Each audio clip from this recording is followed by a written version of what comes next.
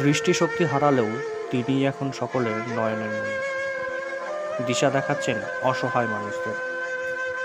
ব্রেনের পিটুইটারি গ্ল্যান্ডে 2 বার হয়ে গিয়েছে অস্ত্রোপচার, আর তার ফলাফল হিসাবে ডান চোখের দৃষ্টিশক্তি 85% হারিয়েছেন এবং বাঁ দিকের চোখের চিকিৎসকেরা জানিয়েছেন আর মেরে কেটে 2 থেকে 2.5 বছর। তবুও জীবনযুদ্ধে থেমে থাকেনি তিনি। নদিয়ার কৃষ্ণনগরের বাসিন্দা মন্দিরা আচার্য। ছোটবেলা থেকেই তিনি ছিলেন অত্যন্ত মেধাবী। পেয়েছিলেন ন্যাশনাল স্কলারশিপ, ভর্তি হয়েছিলেন পিএইচডিতেও। স্বপ্ন ছিল আকাশ ছোঁয়ার, তবে কিছু ঘটনা ঘুরিয়ে দেয় তার জীবনের মোড়। কলেজে পড়াকালীন হঠাৎই দেখা দেয় এক দুরারোগ্য রোগ। ধরা পড়ে ব্রেনের পিটুইটারি গ্ল্যান্ডের রোগ।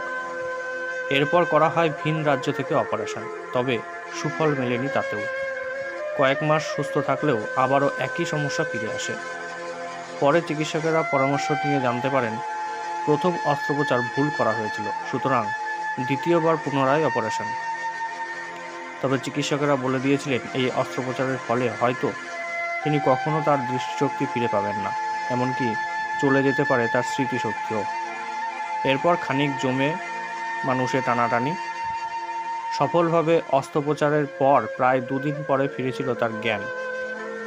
তবে স্মৃতিশক্তি তার চলে না গেলেও সেই প্রভাব পড়েছে চোখের ওপর। অস্ত্রোপচারের পর দীর্ঘ 4 বছর ছিলেন বিছানায় শয্যাশায়ী। ধীরে ধীরে তিনি হারাচ্ছেন দৃষ্টিশক্তি, তবে হয়তো মনের শক্তি তার শারীরিক শক্তির থেকে অনেক বেশি প্রবল। আর সেই কারণেই শত বাধা পেরিয়েও আজ তিনি সকলের মামুনি। বর্তমানে তিনি ও তার ভাই একটি সরকারি উচ্চ বিদ্যালয়ে শিক্ষকতা করেন। তবে তাদের পরিচিতি এখানেই শেষ নয়। কৃষ্ণনগর থানার অন্তর্গত ভূতপাড়া নামক একটি আদিবাসী পাড়ায় সকালবেলা নিয়মিত তিনি যান আদিবাসী পাড়ার প্রায় 250 জন ছোট ছোট ছেলে মেয়েদের দুধ বিস্কুট খাওয়াতে। এভাবেই চলে আসছে দিনের পর দিন, মাসের পর মাস। প্রায়ই দেখা যায় এই সমস্ত পাড়ার ছেলেমেয়েরা থাকে কিছুটা অবহেলিত। অনেক সময় সঠিক পুষ্টির অভাবে হয় তারা অপুষ্টির শিকার। তাদের কথা ভেবে প্রতিদিন সকালে স্কুলে যাওয়ার আগে চলে যান আদিবাসী পাড়ার বাচ্চাদের দুধ বিস্কুট খাওয়াতে। প্রতিদিন সকালবেলা স্কুলে যাওয়ার আগে আদিবাসী পাড়ায় তিনি বাচ্চাদের যান দুধ বিস্কুট খাওয়াতে।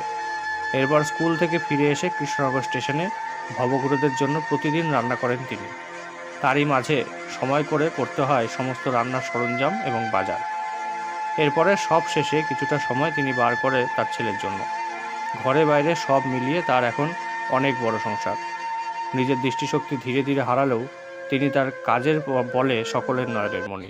মনের জোরই আসল। আমার বিশ্বাস যে মানুষ চলে কিন্তু মনের জোরে। এবার হয়তো স্বপ্ন অনেক কিছু ছিল আমার, কারণ ন্যাশনাল স্কলারশিপ পাওয়া, পিএইচডিতে জয়েন করা একটা মেয়ে, যে তার স্বপ্নটা কেমন থাকতে পারে, সেখান থেকে এইরকম একটা পরপর অপারেশন হয়ে গেল। তারপরে একটা চোখ 2 বার হয়েছে এবং সেম অপারেশন। ব্রেনে অপারেশন হয়েছিল, পিটুইটারি গ্ল্যান্ডে একটা সমস্যা হয়েছিল, তো সেই জন্য এবার সেই অপারেশনের ফলাফল হিসেবে একটা চোখের দৃষ্টিশক্তি চলে গেছে এবং আর একটা ডান চোখে প্রায় কত পার্সেন্ট এখন ওই চোখে প্রায় 15% দেখতে পাই। আর বাঁ চোখে দৃষ্টিশক্তিটা খুব তাড়াতাড়ি কমছে। 65% ছিল, কিন্তু আমি রিসেন্ট ডাক্তার দেখিয়েছি, ওটা আরও কমছে। ডাক্তার কি বলছে? ডাক্তার বলছেন ওই বড় অপারেশনেরই এটা একটা সুদূরপ্রসারী ফলাফল, আস্তে আস্তে আরও ডিটোরিয়েট করবে।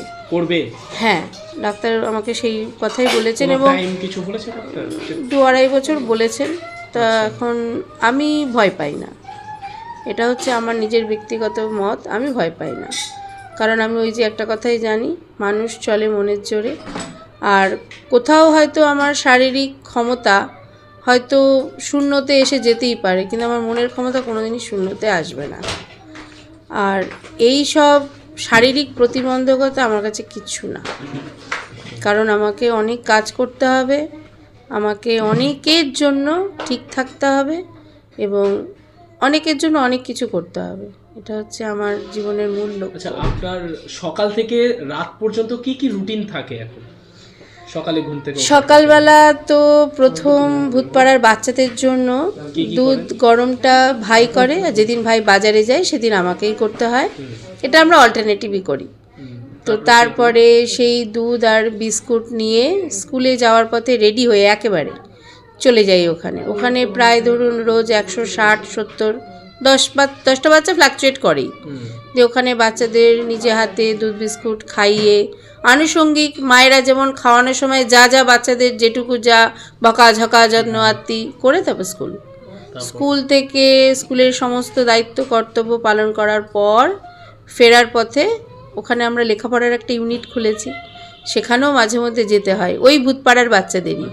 কতদূর ওদের পড়াশোনার অগ্রগতি হলো সেটাও তো একটু দেখতে হবে। সেই সব দেখে বাড়ি আসা, তারপরে স্টেশনের রান্না থাকে। এবার স্টেশনের রান্না রোজ আমি করি না, যেদিন অমরেশ অন্য রান্নায় ব্যস্ত থাকে অর্থাৎ সুখনীরের জন্য রান্না, সেদিন স্টেশনের রান্নাটা আমি করি। আর যেদিন সুখনীরের জন্য রান্না না থাকে ভাই করে রান্না, আমি গুছিয়ে দিই। তারপরে ভাই স্টেশনে খাবার নিয়ে বেরিয়ে গেল, এইবার আমার শুরু হলো আমার ছোট্ট বাচ্চা ক্লাস 2-এ পড়ে, তার প্রতি দায়িত্ব কর্তব্য সব পালন, এই করতে করতে রাত হয়ে গেল। পরে তো পিএইচডিতে জয়েন করেছিলাম বালিগঞ্জ সায়েন্স কলেজে প্রতিমা রোহাতগি ম্যাডামের আন্ডারে। সেই সময় আমি শিয়ালদা সুরেন্দ্রনাথে পড়াতাম। আচ্ছা। এই তখনই আমি শারীরিকভাবে মানে অসুস্থতার সম্মুখীন হয়ে গেলাম হঠাৎ করে। তারপরে তো অপারেশন হলো পরপর 2বার, 4 বছর প্রায় বিছানায় শয্যায় ছিলাম। আমার খালি মনে হতো আমাকে দাঁড়াতে হবে এবং আমাকে দাঁড়াতেই হবে।